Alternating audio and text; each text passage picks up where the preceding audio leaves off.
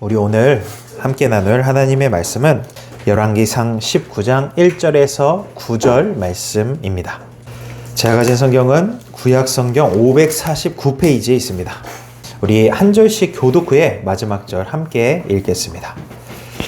아합이 엘리야가 행한 모든 일과 그가 어떻게 모든 선지자를 칼로 죽였는지를 이세벨에게 말하니 이세벨이 사신을 엘리야에게 보내어 이르되 내가 내일 이맘때에는 반드시 내 생명을 저 사람들 중 한 사람의 생명과 같게 하리라. 그렇게 하지 아니하면 신들이 내게 벌 위에 벌을 내림이 마땅하니라 한지라. 그가 이 형편을 보고 일어나 자기의 생명을 위해 도망하여 유다에 속한 부엘세바에 이르러 자기의 사환을 그곳에 머물게 하고 자기 자신은 광야로 들어가 하루길쯤 가서 한 로뎀 나무 아래에 앉아서 자기가 죽기를 원하여 이르되 여호와여 넉넉하오니 지금 내 생명을 거두시옵소서. 나는 내 조상들보다 낫지 못하니이다 하고 로뎀나무 아래에 누워 자더니 천사가 그를 어루만지며 그에게 이르되 일어나서 먹으라 하는지라. 본즉 머리맡에 숯불에 구운 떡과 한 병 물이 있더라. 이에 먹고 마시고 다시 누웠더니 여호와의 천사가 또다시 와서 어루만지며 이르되 일어나 먹으라. 내가 갈 길을 다 가지 못할까 하노라 하는지라. 이에 일어나 먹고 마시고 그 음식물의 힘을 의지하여 40주 40야를 가서 하나님의 산 호렙에 이르니라. 읽겠습니다. 엘리야가 그곳 굴에 들어가 거기서 머물더니 여호와의 말씀이 그에게 임하여 이르시되 엘리야야 내가 어찌하여 여기 있느냐. 아멘. 아멘. 할렐루야. 우리는 계속해서 자리를 털고 일어나라라는 주제로 말씀의 여정을 함께하고 있습니다. 오늘은 이제 6번째 시간 탈진의 자리에서 일어나라라는 제목으로 말씀을 나누려고 합니다. 여러분 혹시 그런 경험 있으십니까? 하루 종일 정신없이 이제 일을 하고 나서 사람들도 만나고 또 해야 할 일들을 겨우겨우 끝내고 이제 집에 돌아왔어요. 차를 주차장에 세웁니다. 이제 문을 열고 집에 들어가면 되는데 이상하게 바로 내리지 못하는 거예요. 시동을 끄고 한참을 차에 앉아 있게 됩니다. 핸드폰을 보는 것도 아니고 음악을 듣는 것도 아니에요. 그냥 멍하니 앉아서 있는 겁니다. 몸은 집에 다 도착을 했는데 마음은 아직도 집에 들어갈 힘이 없는 거예요. 누가 뭐라고 한 것도 아닙니다. 큰 사건이 터진 것도 아니고요. 그런데 이상하게 몸이 무겁고 마음이 무거운 겁니다. 누군가 말을 걸면 대답할 힘도 없을 것 같고 누군가 무엇을 부탁하면 작은 부탁도 감당하기 어려울 것 같은 순간, 그리고 마음속으로 이런 생각을 하게 돼요. 조금만 더 있다가 들어가야지. 근데 아무도 나를 찾지 않았으면 좋겠다.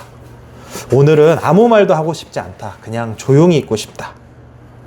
또 어떤 날은요, 침대에 누웠는데 잠이 오지 않아요. 몸은 분명히 피곤한데 마음이 쉬지를 못하는 겁니다. 머릿속에서는 해야 할 일들이 계속 떠오르고요. 사람들의 말들이 떠오르고 해결해야 될 문제들이 자꾸 떠오르는 겁니다. 또 어떤 날은요, 반대로 아무 생각도 하고 싶지 않는 거예요. 기도를 해야 한다라는 걸 알고 있는데, 말씀을 읽어야 된다라는 것도 알고 있는데, 다시 이제 힘을 내서 가야 된다는 걸 아는데 마음이 잘 움직여지지 않는 겁니다. 해야 하는 건 아는데 지금은 못하겠다. 믿음으로 일어나야 하는 건 아는데 지금은 일어날 힘이 없다. 다 괜찮아질 거라고 말하고 싶은데 지금은 그 말조차도 나오지 않는 그런 때. 여러분, 이렇게 사람은요, 늘 강하기만, 건강하기만, 강건하기만 할 수는 없습니다. 겉으로는 괜찮아 보여도 속으로는요, 지쳐 있을 수 있습니다. 사람들 앞에서 웃고 있어도요, 마음 깊은 곳에서는 이미 무너져 있을 수 있습니다. 맡은 일을 계속 감당은 하고 있지만 사실 그것이 겨우겨우 버티고 있는 것일 수도 있어요. 오늘 우리가 함께 볼 엘리야도 그런 자리에 있었습니다. 우리는 엘리야를 생각하면은 굉장히 강건한 믿음의 선지자의 모습을 떠올립니다. 갈멜산에서 바알 선지자들과 맞섰던 사람, 하늘에서 불을 내렸던 사람, 무너진 제단을 다시 쌓았던 사람, 하나님이 참 하나님이심을 담대하게 선포했던 그런 사람을 떠올립니다. 그런데 열왕기상 19장, 오늘 그러니까 본문 말씀을 보게 되면은 그 엘리야가 전혀 다른 모습으로 등장합니다. 그는 두려워서 도망갑니다. 광야로 들어가고 로뎀나무 아래 앉습니다. 그리고 하나님께 죽기를 구합니다. 오늘 우리는 이런 엘리야의 모습을 통해 우리 안에도 있을 수 있는 또 하나의 자리를 함께 보려고 합니다. 우리가 지난주에는 하나님 앞에 서 있으면서도 나 자신을 높이고 말씀을 들으면서도 다른 사람을 떠올리고 회개보다 자기의 의를 붙드는 그 교만과 자기의 의의 자리를 살펴보았었는데, 오늘은 그것과는 전혀 다른 자리입니다. 오늘 우리가 살펴볼 자리는 그 지난주처럼 나는 옳다고 하는 그런 자리가 아니고요. 오늘의 자리는요, 나는 더 이상은 못하겠다 하는 그 자리입니다. 교만의 자리가 높아진 마음이라고 한다면 오늘의 자리는요, 무너진 마음의 자리예요. 자기 의의 자리가 아니라 더 이상은 서 있을 힘이 없는 그런 자리. 오늘 우리는 이 로뎀나무 아래 앉아있던 이 엘리야를 통해서 그 탈진의 자리에서 하나님께서 어떻게 사람을 다시 일으키시는지를 함께 좀 살펴보려고 합니다. 우리 오늘 본문 19장, 열왕기상 19장 1절과 2절 말씀 다시 한번 읽겠습니다. 시작. 아합이 엘리야가 행한 모든 일과 그가 어떻게 모든 선지자를 칼로 죽였는지를 이세벨에게 말하니 이세벨이 사신을 엘리야에게 보내어 이르되 내가 내일 이맘때에는 반드시 내 생명을 저 사람들 중 한 사람의 생명과 같게 하리라. 그렇게 하지 아니하면 신들이 내게 벌 위에 벌을 내림이 마땅하니라 한지라. 아멘. 여러분이 잘 아시는 것처럼 이 장면은 열왕기상 18장의 이 갈멜살 사건 바로 뒤에 이어지는 사건입니다. 열왕기상 18장에서 엘리야는 놀라운 일들을 경험했어요. 바알의 선지자들과 맞섰고요. 무너진 여호와의 제단을 다시 쌓았습니다. 하나님께서 그곳에 불로 응답하셨어요. 그래서 온 백성이 여호와 그가 진짜 하나님이라고 이렇게 외쳤습니다. 그 장면만 보면 엘리야는 뭐랄까 너무나 멋있는, 또 강건한, 또 닮고 싶은 담대한 흔들림 없는 그런 모습처럼 보입니다. 그런데 오늘 본문으로 넘어오게 되면요, 엘리야의 모습이 달라져요. 이세벨이 엘리야의 생명을 위협하자 엘리야는 두려워서 도망하게 됩니다. 우리 3절 말씀 3절 함께 읽겠습니다. 시작. 그가 이 형편을 보고 일어나 자기의 생명을 위해 도망하여 유다에 속한 부엘세바에 이르러 자기의 사환을 그곳에 머물게 하고. 아멘. 엘리야가 도망갑니다. 여러분, 이 장면이 우리에게 굉장히 어쩌면 큰 위로가 될 수 있을 것 같아요. 왜냐하면 성경은요, 믿음의 사람을요 아주 강하고 전혀 흔들림 없고 막 그런 모습으로 꾸미고 있지 않기 때문입니다. 성경은 엘리야를 항상 강한 사람으로만 보여주지 않아요. 갈멜산 위에 엘리야도 보여주지만요, 오늘처럼 이렇게 로뎀나무 아래로 도망가는 엘리야의 모습도 보여줍니다. 불을 구한 엘리야의 모습만 보여주는 게 아니고요, 죽기를 구한 엘리야의 모습을 보여주고요, 백성 앞에서 담대했던 엘리야만 보여주는 게 아니라 혼자 광야로 도망친 엘리야도 보여줍니다. 하나님의 능력을 경험했던 엘리야만 보여주는 게 아니고요, 두려움과 탈진 속에서 무너진 엘리야의 모습도 보여줍니다. 여러분, 믿음의 사람도요 무너질 수 있습니다. 기도하는 사람도 지칠 수 있고요, 말씀 전하는 사람도요 낙심할 수 있습니다. 하나님의 은혜를 경험한 사람도 두려워할 수 있고요, 큰 승리를 경험한 뒤에도 깊은 탈진이 올 수 있습니다.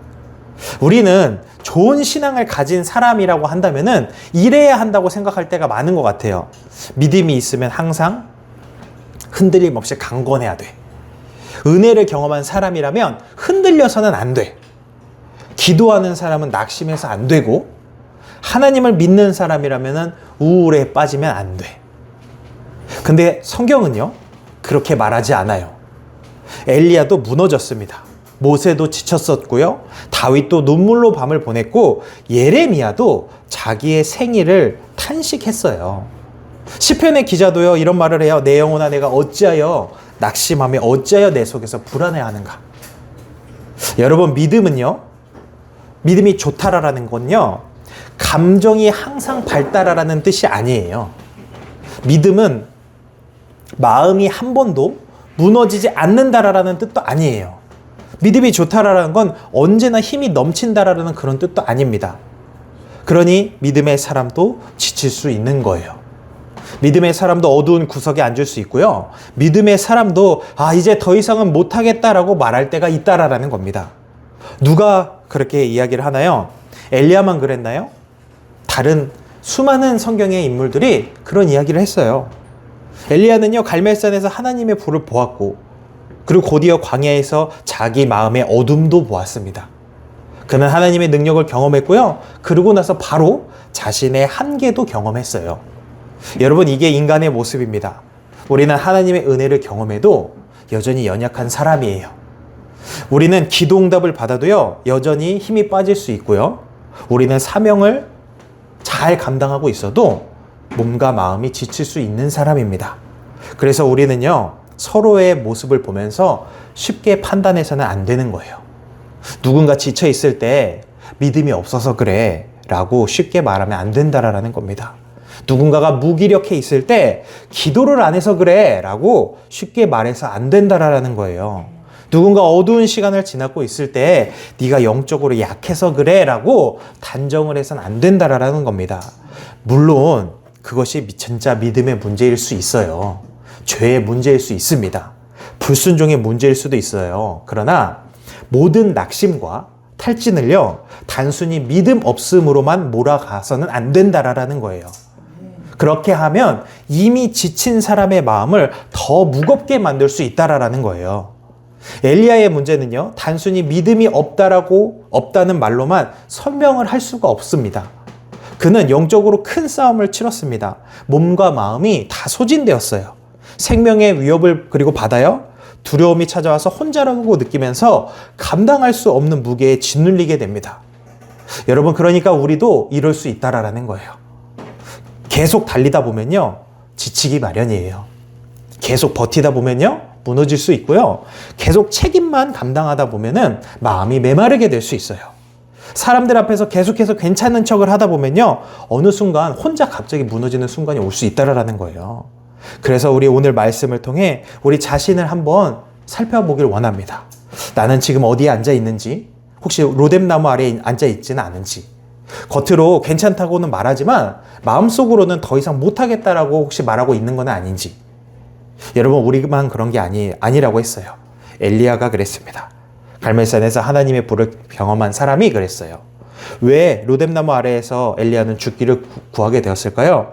그 이유 중에 하나가 뭐냐면 그가 깊이 지쳐 있었기 때문이에요. 탈진은요, 사람의 시야를 좁게 만들고요, 하나님의 은혜보다 눈앞의 두려움을 더 크게 보게 만듭니다. 열왕기상 19장 4절 말씀을 한번 읽어볼까요? 19장 4절입니다. 시작. 자기 자신은 광야로 들어가 하루길쯤 가서 한 로뎀나무 아래에 앉아서 자기가 죽기를 원하여 이르되 여호와여 넉넉하오니 지금 내 생명을 거두시옵소서. 나는 내 조상들보다 낫지 못하니이다 하고. 아멘. 엘리야는 광야로 들어갔습니다. 그리고 로뎀나무 아래에 앉았어요. 그는 하나님께 말합니다. 여호와여 넉넉하오니 지금 내 생명을 거두시옵소서. 쉽게 말하면 이런 말이에요. 주님, 이제 충분합니다. 이제 더 이상 못하겠습니다. 여기까지예요. 제 생명을 거두어 가주세요. 여러분, 이 말은 그냥 나온 말은 아닐 거예요. 그렇죠? 많은 정말 고민과 힘듦과 어떤 고통 가운데 내뱉은 말이었을 거예요. 그래서 우리는 이 말씀을, 다른 사람의 그런 말들을 가볍게 다루어서는 안 된다라는 겁니다. 누군가 정말로 삶을 포기하고 싶은 마음을 말한다면 그것은 혼자 견디게 그래서 두어서는 안 되는 거예요. 믿을 만한 사람에게 알려야 되고요, 필요한 도움을 받아야 됩니다. 하나님은 우리의 기도뿐 아니라 사람과 공동체와 또 전문적인 도움을 통해서도 우리를 붙드실 수 있습니다. 엘리야의 이 고백은 그의 마음이 얼마나 깊이 무너졌는지를 그래서 보여주고 있는 거예요. 그런데 여러분, 엘리야가 왜 이렇게까지 무너졌을까요? 그는 단순히 하루 피곤한 그런 정도가 아니었어요.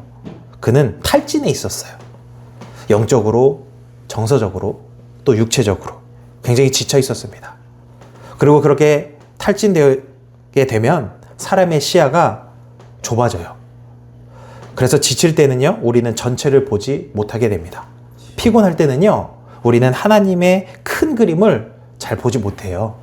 무너질 때 우리는요, 지금 눈앞에 있는 그 두려움만 크게 보게 됩니다. 엘리야도 그랬던 거예요. 하나님께서 갈멜산에서 불로 응답하셨어요. 백성들이 여호와가 하나님을 고백했습니다. 바알 선지자들의 거짓이 싹 드러났어요.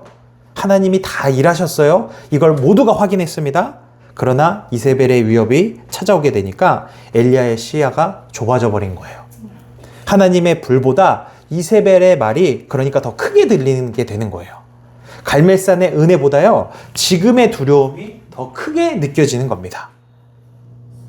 우리도 그래요. 지칠 때는요, 마음이 아플 때, 뭐 이럴 때는요, 작은 말도 크게 들려요. 우리의 마음이 좋지 못할 때는요, 작은 문제도 감당할 수 없는 산처럼 느껴집니다. 지쳐있을 때는요, 평소에 넘어갈 수 있는 그런 말들도요, 마음에 크게 걸리게 되고요. 사람의 어떤 표정이나 말투 하나, 문자 하나, 이런 아주 자그마한 것에도 우리의 마음이 무너질 수도 있게 돼요. 어떤 날은 그러니까 평소 같으면은 아무렇지 않게 여기고 넘길 수 있는 그런 얘기들도 우리의 마음이 무너져 있으면, 지쳐 있으면, 탈진되어 있으면요, 그걸 크게 받아들이게 되는 거예요. 누군가 짧게 대답을 하잖아요? 그럼 마음속으로 막 생각하는 거예요. 아, 나를 싫어하나? 내가 뭘 잘못했나? 이게 이제 나를 필요로 하지 않나? 뭔가 일이 조금만 꼬여도 생각하는 거예요. 아, 역시 난 안 되나 보다. 아, 이게 또 실패했나? 아, 더 이상 못하겠다. 이런 식으로. 왜 그런 건가요? 문제가 뭐 갑자기 더 진짜 커진 걸 수도 있어요. 그런데 그런 것보다 때로는 내 마음의 힘이 너무 약해졌기 때문에 그런 거예요. 내 영혼이 지쳐있고, 내 몸이 지쳐있고, 내 생각이 지쳐있기 때문에 다른 모든 것들이 더 크게 느껴지는 겁니다. 여러분, 이렇게 탈진된 모습, 상한 심령들은요, 현실을 왜곡할 수 있어요. 그래서 실제로 길이 전혀 없는 게 아닌데, 내 마음이 그런 상태면요, 아무 길도 없는 것처럼 느끼게 돼요. 실제로 완전히 혼자인 게 아니거든요. 그런데 세상에 나 혼자 있는 것처럼 느끼게 되고요. 실제로 하나님께서 떠나신 것이 아닌데 하나님마저 저 멀리 계신 것처럼 그렇게 느끼게 돼요. 오늘 엘리야도 그런 모습을 보여줍니다. 10절 한번 읽어볼까요? 열왕기상 19장 10절 같이 한번 읽겠습니다. 시작. 그가 대답하되 내가 만군의 하나님 여호와께 열심히 유별하오니 이는 이스라엘 자손이 주의 언약을 버리고 주의 제단을 헐며 칼로 주의 선지자들을 죽였음이오며 오직 나만 남았거늘 그들이 내 생명을 찾아 빼앗으려 하나이다. 아멘. 여러분, 정말 엘리야의 말대로 주의 선지자들이 다 죽어버려서 오직 엘리야만 남았나요? 아니에요. 하나님은요, 바알에게 무릎 꿇지 않는 사람들을 분명히 남겨두셨어요. 엘리야가 그러니까 정말 혼자가 된 것이 아니었어요. 여기 말하는 대로 오직 나만 남았거늘 그렇지 않았다고요. 그러나 심령이 상해 있는, 지쳐 있는 그 엘리야의 마음에는 그게 그렇게 느껴지는 거예요. 사랑하는 여러분, 우리는 여기서 한 가지 깨닫게 되는 것이 있어요. 뭐냐면 내가 심령이 상해 있을 때, 그럴 때, 아니면 어쩌면 평소에도요, 내가 느끼는 것이 전부가 아닐 수 있다라는 거예요. 내 감정이 진짜이지만 그 모든 것이 진실을 얘기해 주는 건 아닐 수 있어요. 마음이 무너질 것 같다고 해서 하나님이 떠난 것은 아니다라는 거예요. 그래서 지치어 있을 때는요, 심령이 상해 있을 때는요, 어떠한 판단이나 어떠한 분별도요, 조심해야 돼요. 큰 결정을 해야 된다면요, 진짜 조심해야 돼요.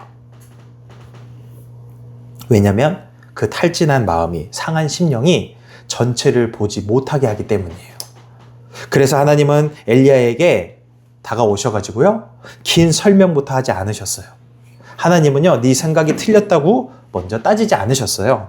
하나님은 엘리야에게 당장 사명 같은 걸 다시 설명하지 않고요, 하나님이 어떻게 하세요? 이런 것들을 이야기하기 전에요, 하나님은 그 탈진에 있는 엘리야한테 찾아와서요, 먼저 쉬게 하셨어요. 우리 열왕기상 19장 5절 말씀 한번 읽어볼까요? 5절입니다. 시작. 로뎀나무 아래에 누워 자더니 천사가 그를 어루만지며 그에게 이르되 일어나서 먹으라 하는지라. 아멘. 엘리야는 로뎀나무 아래에 누워 잠이 들었습니다. 그런데 하나님은요, 그에게 천사를 보내세요. 천사가 엘리야를 어루만지면서 말했대요. 일어나서 먹으라고. 여러분, 이 장면은 하나님의 마음을 느낄 수 있는 참 따뜻한 장면 같아요.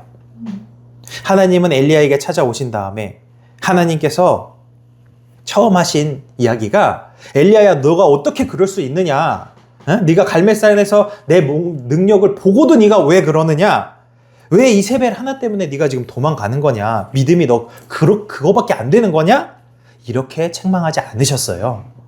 하나님은 엘리야에게 다가가셔서 먼저 그를 재우셨어요. 그리고 먹이셨어요. 우리 6절도 한번 읽어볼까요? 6절 시작. 본즉 머리맡에 숯불에 구운 떡과 한 병 물이 있더라. 이에 먹고 마시고 다시 누웠더니. 아멘. 엘리야의 머리맡에 무엇이 있었다고요? 구운 떡과 한 병의 물이 있었어요. 하나님은요 엘리야에게요 설교부터 하지 않으셨어요. 사명부터 이야기하지 않고 왜 도망쳤는지도 추궁하지 않으셨어요. 먼저 먹이시고요. 먼저 쉬게 하셨어요. 이것이 우리를 돌보시는 하나님의 섬세하심이에요. 하나님은요 우리의 영혼만 아시는 분이 아니라 우리의 몸도 아시는 분이세요. 하나님은 우리의 믿음만 보시는 분이 아니라 우리의 피곤함도 아시고요. 하나님은 우리가 해야 할 사명만 보시는 분이 아니라 지금 우리가 얼마나 지쳐 있는지도 보시는 분이세요. 우리는 때로 이 영적인 문제와 육적인 문제를 너무 쉽게 분리할 때가 많은 것 같아요. 그래서 기도하면 되지, 말씀 보면 되지, 믿음으로 이겨야지 이렇게 어떤 육신의 문제가 생겨도 이렇게 자꾸 이야기를 해요. 물론 기도해야 되고 말씀 봐야 돼요. 믿음으로 일어서야 하는데 근데 여기서는요 하나님이 그렇게 이야기를 하는 게 아니고요. 먼저 먹고 자게 하셨다라는 거예요. 우리에게 그러니까 이게 지금 정말 중요한 걸 가르쳐주고 있는 거예요. 때로는요 가장 영적인 일이요 쉬는 게 될 수 있다라는 거예요. 때로는 가장 믿음 있는 선택이 잠을 자는 게 될 수 있고요. 때로는 가장 필요한 순종은 자신의 몸을 돌보는 게 될 수 있다라는 거예요. 우리는 피곤한 몸으로 영적인 결론을 내리려고 할 때가 굉장히 많아요. 잠을 못 잔 상태에서 자신의 생각들을 판단하고 분별할 때가 많고요. 오랫동안 쉬지 못한 채로 사명을 붙들려고 할 때도 많아요. 몸이 완전히 지쳐 있을 때 그렇게 되면 하나님이 멀게 느껴집니다. 마음과 몸이 소진되면요. 난 아무것도 할 수 없다라는 자꾸 스스로 그런 결론을 내리게 돼요. 그러나 하나님은 우리의 몸과 마음이 연결되어 있음을 알고 계세요. 그래서 잠을 자야 할 때가 있습니다. 먹어야 할 때가 있고요. 멈춰야 할 때가 있고 도움을 받아야 할 때가 있습니다. 이렇게 도움을 받고 잠을 자고 먹고 마시고 하는 게요. 믿음이 없어서가 아니에요. 이것도 하나님의 돌보심 안에 있는 일들이라는 거예요. 여러분 혹시 여러분 가운데 너무 오래 쉬지 못한 분이 계십니까? 계속 달리기만 하신 분이 계세요? 사람들 앞에서 늘 괜찮은 척 하셨습니까? 책임감 때문에 혹시 멈추지 못했나요? 사역이란 이름으로 또 가정이란 이름으로 일이라는 이름으로 계속 자신을 몰아붙이셨습니까? 그렇게 됐을 때 어느 순간에 갑자기 마음이 차갑게 식고 기도가 버겁고 예배가 무겁게 느껴지고 사람들이 만나는 것이 힘들어졌다면 이것을 오직 믿음의 문제라고만 단정하지 마세요. 어쩌면 여러분에게 필요한 것은 그 순간에 주님의 돌보심일 수 있다라는 거예요. 하나님은 엘리야에게 말씀하셨어요. 일어나서 먹으라. 얼마나 단순한 이야기인가요? 긴 설교가 아니고요. 복잡한 명령이 아니에요. 그냥 하나님은 무너진 엘리야에게 가장 기본적인 자리에서부터 회복을 시작하게 하신 거예요. 먹고 마시고 쉬는 자리에서부터 다시 세우신 겁니다. 무엇을 의미하냐면요. 하나님은 우리의 연약함을 부끄러워하지 않으신다라는 거예요. 하나님은 우리의 피곤함을 무시하지 않으시고요. 하나님은 우리가 지쳐 있을 때 우리를 그대로 그냥 버려두시지 않는다라는 거예요. 오히려 하나님은요. 그 자리, 그러니까 이 로뎀 나무 아래까지 찾아오시는 분이시다라는 거예요. 엘리야는 먹고 마신 뒤에 다시 누웠어요. 6절 마지막에 보면 이렇게 되어 있어요. 이에 먹고 마시고 다시 누웠더니. 여러분 굉장히 현실적이지 않나요? 하나님이 먹이셨어요. 그런데 엘리야가 바로 먹자마자 이제 힘차게 딱 일어나가지고 이제 다시 일어나서 가야지 이렇게 말하지 않아요. 먹고 마시고 다시 누워요. 예? 얼마나 우리의 모습과 비슷합니까? 예? 먹고 마시고 다시 눕잖아요. 예? 무슨 말이냐면요. 한 번 은혜 받았다고 바로 모든 것이 회복되는 것이 아닐 때가 있다라는 거예요. 한 번 기도했다고 마음이 완전히 다 풀어지는 것이 아닐 때가 있고요. 한 번 쉬었다고 해서 모든 탈진이 다 사라지는 게 아닐 수 있다라는 거예요. 여러분, 회복에도요, 과정이 필요해요. 하나님은 그것을 알고 계시고요. 그래서 하나님은 엘리야에게 다시 찾아오시는 거예요. 7절 말씀 한번 읽어볼까요? 7절? 7절입니다. 시작. 여호와의 천사가 또다시 와서 어루만지며 이르되 일어나 먹으라 내가 갈 길을 다 가지 못할까 하노라 하는지라. 아멘. 천사가 또다시 와서 엘리야를 어루만집니다. 그리고 다시 이야기해요. 일어나서 먹으라고. 이번에는 이유를 덧붙입니다. 네가 갈 길을 다 가지 못할까 하노라 하면서. 여러분, 무엇이 느껴지십니까? 저는 하나님의 참 깊은 마음이 느껴진다 생각이 돼요. 하나님은 엘리야를 쉬게 하셨어요. 먹이셨어요. 재우셨어요. 하지만 엘리야를 로뎀나무 아래에 영원히 두려고 하지는 않으셨어요. 왜냐하면 엘리야에게는 아직 갈 길이 있었기 때문에. 하나님은 엘리야를 사랑하기 때문에 쉬게 하셨어요. 그리고 하나님은 엘리야를 사랑하시기 때문에 다시 일어나게 하셨어요. 그 말은 즉 쉼이라는 것이 끝이 아니다라는 걸 이야기해 주는 거예요. 쉼은요, 다시 걷기 위한 은혜다라는 거예요. 회복은 그 자리에 머물기 위함으로 있는 게 아니고요. 회복은 다시 하나님이 주어진 길을 걷게 하기 위해서 존재한다라는 거예요. 사랑하는 여러분, 그런 면에서 쉼이라는 건 굉장히 중요합니다. 우리가 지쳐 있을 때 하나님은 우리를 쉬게 하십니다. 그러나 하나님은 우리가 낙심의 자리, 무기력의 자리, 어두운 구석에 영원히 머물기를 원하지는 않으세요. 주님은 말씀하세요. 쉬어라. 그리고 다시 말씀하세요. 일어나 먹으라. 내가 갈 길이 있다. 여기서 갈 길이라는 말이 좀 중요해요. 엘리야는 여호와여 넉넉하오니 지금 내 생명을 거두시옵소서라고 말하며 자기 인생이 끝났다라고 그렇게 생각을 했었는데 하나님은 다르게 보고 계셨다라는 거예요.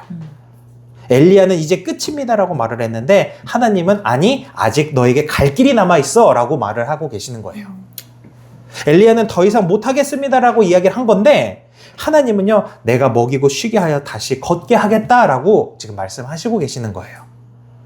여러분, 우리가 너무 지치면요 내 스스로 우리의 인생을 그렇게 결론 내리려고 해요. 아, 이제 끝났다. 더 이상은 안 된다. 내 사명은 끝이다. 나는 이제 여기까지다. 그러나 우리 인생의 마지막 결론은 내가 내리는 것이 아니에요. 아멘. 내가 생각하는 그 감정에 쌓여서 나오는 것들은 그건 잘못된 이야기들이에요. 우리의 탈진이 우리의 마지막 말을 그래서 하게 해서는 안 되는 거예요. 우리의 낙심이 우리의 미래를 결정하게 해서는 안 된다라는 거예요. 하나님께서 말씀하고 계시면요 우리는 다시 걸을 수 있어요. 말씀이 임하면요 38년 된 자리에서도 그래서 일어날 수 있는 거예요. 아멘. 말씀이 임하면 로뎀나무 아래에서도 다시 일어날 수 있어요. 아멘. 말씀이 임하면 더 이상 못하겠습니다 라고 하는 그 자리에서도 다시 한 걸음을 내디딜 수 있습니다. 아멘. 하나님은 그래서 엘리야에게 큰 일을 당장 요구하시지 않으셨어요. 가서 다시 싸워라, 왕 앞에 서라, 가서 모든 문제를 해결해라 그렇게 말하지 않았어요. 하나님을 먼저 주신 말씀이 무엇이었나요? 일어나서 먹으라라는 거예요. 무슨 의미인가요? 굉장히 작은 순종을 이야기하는 거예요. 큰 결단이 아니라 작은 순종입니다. 긴 계획이 아니고요. 오늘 할 수 있는 한 걸음이에요. 인생 전체를 다시 시작하라는 말이 아니라 지금 일어나 먹으라라는 거예요. 그러니까 회복이라는 건요. 때로는 굉장히 작은 순종에서 시작이 된다라는 겁니다. 오늘 우리가 밥을 먹는 거, 오늘 잠을 자는 거, 오늘 말씀 한 구절을 붙들고 오늘 하나님께 주님 저를 붙들어 주세요라고 말하는 그런 거, 오늘 믿을 만한 사람에게 나 요즘 너무 지쳐 있어요 라고 이야기할 수 있는 것들, 다시 예배의 자리에 앉는 것, 오늘 울더라도 주님 앞으로 나아오는 것, 이 작은 걸음이 회복의 시작이 될 수 있다라는 거예요. 아멘. 우리 다시 한번 7절 말씀, 7절 다시 한번 읽겠습니다. 7절입니다. 시작. 여호와의 천사가 또 다시 와서 어루만지며 이르되 일어나 먹으라 내가 갈 길을 다 가지 못할까 하노라 하는지라. 아멘. 하나님은 엘리야에게 다시 찾아오셨고 엘리야는 먹고 마신 뒤에도 바로 일어나지 못했어요. 다시 누웠습니다. 아직 몸도 마음도 완전히 회복되지 않았어요. 그래서 다시 걸어갈 힘이 없었습니다. 그런데 하나님은 그런 엘리야를요, 포기하지 않으셨어요. 천사가 또다시 와서 엘리야를 어루만졌다고 하잖아요. 아마 엘리야가 또다시 자리에 누웠으면 하나님은 천사를 또 보내셨을 거예요. 그러고도 엘리야가 또다시 자리에 눕는다면요, 하나님은 다시 천사를 보내셨을 거예요. 여러분, 하나님은 엘리야에게 그래서 한 번만 찾아오신 게 아니에요. 한 번만 먹이시고 끝난 게 아니에요. 한 번 쉬게 하고 이제 됐지라고 하는 게 아니다라는 거예요. 하나님은 다시 계속 찾아오실 거예요. 언제까지요? 우리가 일어날 때까지. 이게 바로 지친 사람을 향한 하나님의 은혜라는 거예요. 우리는 회복을 너무 급하게 생각할 때가 많이 있어요.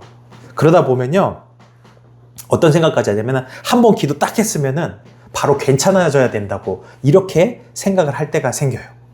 한 번 은혜 받았으니까 자, 이제 바로 일어나 라고 생각을 하기도 하고요. 한 번 쉼을 가졌으면은 자, 이제 바로 다시 힘을 내라 라고 생각을 하기도 한다고요. 그런데 실제로는 그렇지 않을 때도 있다라는 거예요. 깊이 지친 사람이라면 한 번에 못 일어나요. 오래 무너진 마음일수록 회복하는데 시간이 오래 걸려요.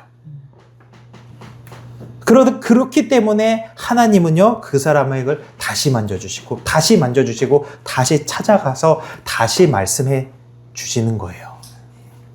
엘리야한테 그래서 하나님이 그렇게 하고 계시는 거예요. 하나님은 그것이 회복의 과정임을 알고 계셨던 겁니다. 그래서 하나님은요, 오늘 읽은 대로요, 다시 찾아오신 거예요. 그리고 이번에 이렇게 말씀하셨죠. 내가 갈 길에 다 가지 못할까 하노라. 이 말씀은 엘리야를 몰아붙이는 말씀이 아니에요.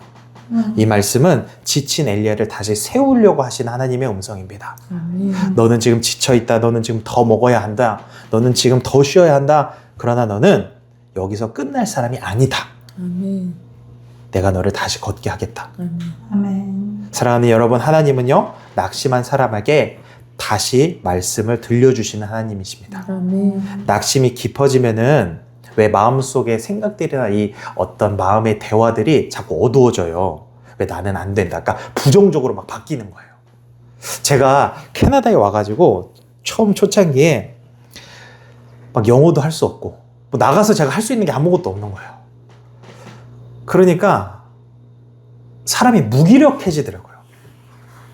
그 아내가 되게 많이 고생을 했어요. 왜냐면 제가 무기력해져 있는 모습을 집에서 매일매일 봐야 되니까. 근데 마음속으로 드는 생각이 뭔가 희망적인 생각이 안 들어요. 그냥 아무것도 하기 싫다. 안 하고 싶다. 안 하고 싶고 더 안 하고 싶다. 막 이런 생각만 자꾸 들고. 근데 그럴 때 우리에게 필요한 것이 그 어두운 생각을 쫓아가는 것이 아니라 다시 하나님의 말씀을 계속 듣는 거예요. 하나님께서 말씀하시면 계속 말씀해 주시면요, 우린 다시 일어설 수 있고 다시 걸을 수 있거든요. 우리 시편 42편의 기자도 낙심 속에서 이런 고백을 했는데 같이 한번 찾아볼까요? 시편 42편 5절이에요. 시편 42편 5절입니다. 같이 한번 읽겠습니다. 시작. 내 영혼아, 내가 어찌하여 낙심하며 어찌하여 내 속에서 불안해하는가. 너는 하나님께 소망을 두라. 그가 나타나 도우심으로 말미암아 내가 여전히 찬송하리로다. 아멘. 이 말씀은요, 낙심이 없는 사람이 한 말이 아니에요. 불안이 없는 사람이 한 말이 아닙니다. 오히려 자기 영혼이 낙심하고 있음을 아는 사람이 그 낙심한 영혼에게 다시 하나님을 말해주고 있는 말씀이에요. 내 영혼아, 너는 지금 낙심하고 있다. 내 마음아, 너는 지금 불안해하고 있다. 그러나 하나님께 소망을 둬라. 하나님이 아직 나의 도움이시다. 하나님이 아직 나의 구원이시다. 하나님이 아직 나를 버리지 않으셨다. 사랑하는 여러분, 믿음은 어두운 감정을 부정하는 것이 아니에요. 믿음은 어두운 감정 속에서도 하나님의 말씀을 다시 듣는 거예요. 엘리야는 로뎀나무 아래에 이렇게 지쳐 있었어요. 그러나 하나님은 그에게 다시 말씀하십니다. 일어나 먹으라. 내 갈 길을 다 가지 못할까 하노라. 그리고 오늘 우리에게도 이 말씀이 필요한 거예요. 너는 혼자가 아니다. 내가 너를 돌보고 있다. 지금 먹고 쉬어야 할 때다. 그리고 내가 너를 다시 걷게 할 거다. 사랑하는 여러분, 하나님은 낙심한 영혼에게 계속해서 다시 말씀을 들려주시는 그런 분이십니다. 그러면 우리는 실제로 어떻게 이 어두운 구석, 그러니까 지쳐있는 이 자리에서 일어날 수 있을까요? 첫 번째는 일단 내 한계를 인정하고요, 멈출 줄 알아야 합니다. 엘리야는 강한 사람이었어요. 그러나 그에게도 한계가 있었습니다. 갈멜산에서 담대하게 하나님의 이름을 선포했던 선지자지만 그 역시 두려워했고 지쳤고 무너졌습니다. 사랑하는 여러분, 우리도 그럴 수 있어요. 아무리 믿음이 있어도 한계가 있습니다. 아무리 사명이 있어도 한계가 있고요. 아무리 책임감이 강해도 한계라는 게 있습니다. 아무리 오랜 신앙을 했어도요, 몸과 마음이 지칠 수 있어요. 그럴 때 한계를 인정하는 것이 그게 믿음이 없음이 아니에요. 오히려 하나님 앞에서 내가 피조물임을 인정하는 겁니다. 주님, 저는 이 모든 걸 감당할 수 없습니다. 저는 쉬어야 하는 사람입니다. 저는 주님의 돌보심이 필요한 사람입니다. 라고 이런 이야기하는 것들이요, 내가 피조물임을 하나님 앞에 고백하는 거예요. 우리는 때때로 멈추는 것을 실패처럼 생각을 할 때가 있어요. 쉬는 것을요, 게으른 것처럼, 도움을 요청하는 걸 믿음이 없는 모습처럼 생각을 할 때가 있어요. 그러나 하나님은요, 엘리야에게 먼저 일어나 싸워라 라고 말씀하시지 않으셨어요. 먼저 먹이고 쉬게 하셨어요. 그러므로 지친 자리에서 첫 번째 믿음의 걸음은요, 무조건 더 달리는 것이 아닐 수 있다라는 거예요. 때로는 첫 번째 순종은 멈추는 것일 수 있고요. 때로는 첫 번째 순종이 쉬는 것일 수 있고요. 때로는 첫 번째 순종이 주님, 저는 지금 지쳤습니다 라고 그것을 인정하는 것일 수 있다라는 거예요. 내 한계를 인정할 때 우리는 비로소 하나님의 돌보심을 받을 수 있습니다. 두 번째는요, 하나님이 주시는 회복의 통로를 겸손히 받아들여야 합니다. 하나님은 엘리야를 회복시킬 때 아주 실제적인 방법으로 다가오셨어요. 천사를 보내셨고요, 어루만지셨고 떡과 물을 준비하셨습니다. 하나님은 엘리야의 영혼만이 아니라 그의 몸도 돌보셨어요. 하나님은 오늘도요, 이렇게 여러 가지 통로로 우리를 회복시키고 계십니다. 말씀을 통해, 기도를 통해, 예배를 통해 회복시키세요. 또 쉼을 통해서 회복시키세요. 또 공동체를 통해, 때로는 믿을 만한 사람의 위로와 도움을 통해서도 하나님은 회복시키세요. 그러므로 믿음은요, 도움을 거절하는 것이, 믿음이 좋다라는 것은 도움을 거절하는 게 믿음이 좋은 게 아니에요, 무조건. 믿음이 좋다라는 건, 강건한 믿음이란 건강한 믿음이라는 건 하나님이 주시는 그 도움의 통로를요, 겸손히 받는 거예요. 어떤 사람은 지쳐 있으면서도 도움을 받지 못하는 사람들 있잖아요. 내가 이 정도는 버텨야지. 내가 약한 모습 보이면 안 되지. 내가 무너지면 안 되지. 아마 목사님들은 그래서 그런 얘기를 잘 못할걸요? 자기가 뭔가 그런 흔들리고 있는 그런 모습을 성도님들에게 보여주면 안 될 것 같으니까. 그러나 하나님 앞에서는 괜찮은 척하지 않아도 된다라는 거예요. 공동체 안에서도 모든 것을 혼자 짊어지려고 하지 않아도 된다라는 거예요.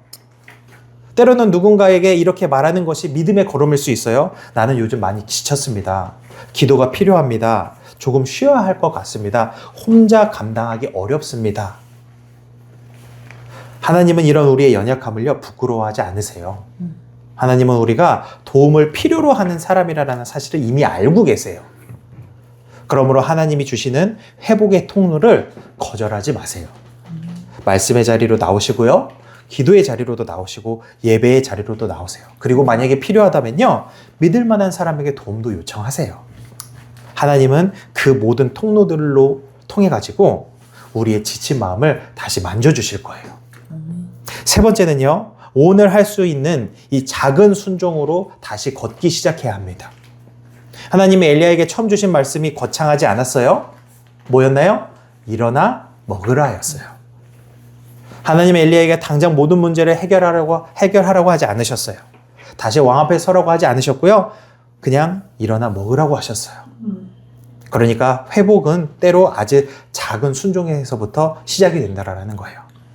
오늘 말씀 한 구절 붙드는 거, 오늘 짧게 기도해보는 거, 오늘 몸을 돌보는 거, 오늘 필요한 쉼을 갖고 또 오늘 믿을 만한 사람에게 마음을 나눠보고 오늘 예배의 자리에 다시 앉는 것, 오늘 내 영혼에게 하나님께 소망을 두라고 말해주는 것, 이런 작은 것들이 이 로뎀나무 아래에서 일어나는 첫걸음이 될 수 있다라는 거예요.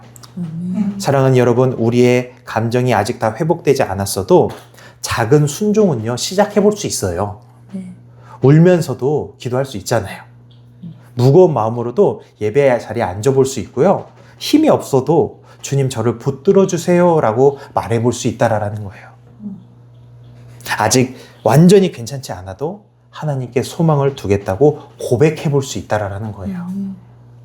하나님은 그 작은 순종 위에 다시 은혜를 부어주실 겁니다. 그래서 38년 된 병자에게 주님은요, 일어나라고 말씀하신 거예요. 로뎀나무 아래 이 엘리야에게도 하나님이 뭐라고 말씀하세요? 일어나라고, 먹으라고 그렇게 말씀하셨잖아요. 오늘 우리에게도요, 주님은 그렇게 말씀하시는 거예요. 지친 자리에서 끝내지 말라고. 네 인생을 낙심으로 결론 내리지 말라고. 내가 먹이고 너를 쉬게 하고 다시 걷게 할 테니까. 그러므로 오늘 우리가 붙들 믿음의 걸음은 이것입니다. 내 한계를 인정하고 멈출 줄 아는 것. 하나님이 주시는 회복의 통로를 겸손히 받는 것. 그리고 오늘 할 수 있는 그 작은 순종을 해보면서 다시 걷기 시작하는 것. 이 작은 걸음이 그 무너진 어두운 로뎀나무 아래에서 일어나는 믿음의 시작이 될 줄로 믿습니다. 아멘. 오늘 말씀을 맺겠습니다. 여러분, 엘리야는 갈멜산의 사람이었습니다. 하나님의 불을 경험했고요. 담대하게 하나님의 이름을 선포했던 사람이에요. 그러나 그는 로뎀나무 아래에 앉았습니다. 두려워했고 도망갔고 지쳐 쓰러졌고 하나님께 심지어 죽기까지를 구했어요. 성경은 이 모습을 조금도 숨기지 않습니다. 왜냐하면 하나님은 갈멜산의 엘리야만 사랑하시는 분이 아니기 때문이에요. 로뎀나무 아래에 있는 엘리야도 사랑하시기 때문에 찾아오시는 분이기 때문입니다. 하나님은 지친 엘리야를 책망부터 하지 않으셨어요. 먼저 어루만지셨습니다. 그리고 먹이셨고 쉬게 하셨어요. 그리고 다시 말씀하셨어요. 사랑하는 여러분, 오늘 우리도 로뎀나무 아래에 앉아 있을 수 있습니다. 겉으로는 괜찮아 보이지만 마음속으로는 더 이상 못하겠습니다라고 말하고 있을 수도 있어요. 예배의 자리에 앉았지만 마음이 어두운 구석에 숨어 있을 수 있습니다. 사람들 앞에서는 웃고 있지만 혼자 있을 때는요, 깊은 낙심에 붙들려 있을 수 있습니다. 그러나 하나님은요, 그 자리를 모르시지 않으십니다. 하나님은 갈멜산 위에 있는 엘리야의 모습만 보시는 것이 아니라 로뎀나무 아래 엘리야를 보시고 찾아오셨어요. 하나님은 우리 모두가 담대하게 강건한 믿음으로 서 있을 때만 우리를 사랑하시는 분이 아니라 지쳐 쓰러져 있을 때에도 우리를 찾아오시는 그런 분이십니다. 여러분, 이 말씀을 우리가 묵상하면서 이 요한복음 5장에 38년 된 이 병자를 다시 떠올릴 수 있어요. 이 병자도요, 38년이나 베데스다 연못에 누워 있었잖아요. 엘리야가 로뎀나무 아래 누워 있던 것처럼. 한 사람은 오래된 병의 자리에서 일어나지 못했던 거고, 한 사람은 깊은 탈진의 자리에서 일어나지 못했던 거예요. 상황은 다르지만 두 사람 모두 자기 힘으로 일어나기는 어려운 상황이었어요. 그러나 주님은 그 두 자리 모두에게 찾아오셨다라는 거예요. 38년 된 병자에게 예수님께서 말씀하셨죠? 일어나 네 자리를 들고 걸어가라. 오늘 로뎀나무 아래 엘리야에게 하나님이 말씀하고 계세요. 일어나 먹으라. 그러니까 주님은 어떤 자리에도 우리를 사랑하시기 때문에 다 찾아오시는 분이세요. 어떤 무기력의 자리에도 찾아오시고요. 더 이상 갈 힘이 없는 어떤 탈진의 자리에도 하나님은 다 찾아오세요. 그리고 주님의 말씀이 우리에게 그 순간에 임하게 되면요, 우리는 그 자리가 어떤 자리인지는 상관없어요. 모두가 다시 다 일어날 수 있는 자리가 되는 거예요. 그래서 주님은 오늘도 우리에게 말씀하세요. 쉬어라. 그리고 먹어라. 내가 너를 돌보고 있다. 그리고 다시 일어나라. 아직 내게는 갈 길이 있다. 오래 앉아 있었다고 해서 여러분 계속 그 자리에 살아야 되는 거 아닙니다. 말씀이 임하면요, 38년 된 자리에서도 일어날 수 있고요, 로뎀나무 아래에서도 일어날 수 있고요. 그 어떤 자리에서도 일어날 수 있습니다. 사랑하는 여러분, 오늘 주님 앞에 모든 우리의 어떤 상한 마음들, 낙심된 것들을 가져가셨으면 좋겠어요. 탈진된 것들을, 무기력한 것들, 두려움, 이 모든 것들을 주님 앞에 다 내려놓으셨으면 좋겠어요. 그리고 주님 앞에 솔직하게 고백했으면 좋겠어요. 주님, 저는 지금 지쳤습니다. 주님, 저는 지금 더 이상 갈 힘이 없고요. 저는 이제 끝난 것 같아요. 라고. 저를 주님 먹이시고 쉬게 하시고 다시 일으켜 주세요. 제 영혼이 낙심하고 있지만 제가 주님께 소망을 두고 다시 일어설 수 있도록 주님 함께 해주세요라고. 하나님은 반드시 찾아오실 거고요. 하나님은요 반드시 다시 일으키실 겁니다. 오늘 저는 저와 여러분이 이 은혜를 누리기 원합니다. 무너졌지만 버림받지 않는 사람, 지쳤지만 주님의 돌보심을 받는 사람, 로뎀나무 아래에서 다시 말씀을 듣는 사람, 더 이상 못하겠습니다 해서 멈추는 것이 아니라 주님이 다시 일으키십니다라고 그렇게 고백하는 사람. 오늘 이런 믿음을 통해 넘어지고 쓰러져 있던 우리의 심령이 주님의 인도하심으로 일어나 걷게 되어 다시 주께서 명령하신 그 남아있는 그 길, 가야 하는 그 길을 끝까지 걷게 되는 저와 여러분 되기를 주님의 이름으로 축원합니다. 아멘.